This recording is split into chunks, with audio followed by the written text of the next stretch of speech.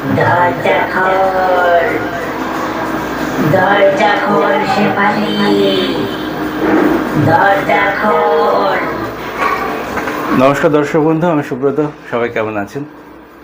পরবর্তী যে গল্পটা আসছে সেই গল্পের একটা ছোট্ট আপডেট দেখালাম। গল্পটির কাজ চলছে, আগামী 2-3 দিনের মধ্যে গল্পটি আপলোড হবে।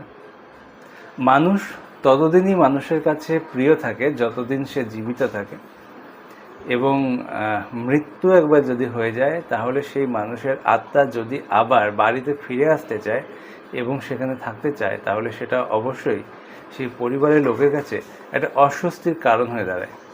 তারা কখনোই চায় না যে সেই আত্মা সেই বাড়িতে থাকুক, এবং সেই আত্মা যদি ভয়ঙ্কর হয়, সেই আত্মা যদি পরিবারের লোকের ক্ষতি করতে চায়, তাহলে তো কোনো কথাই নেই।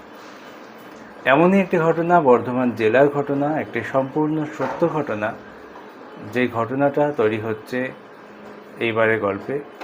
দেখতে থাকুন ফানি টুলস বাংলা ভৌতিক ইউটিউব চ্যানেল, সঙ্গে থাকুন। দেখা হচ্ছে খুব তাড়াতাড়ি।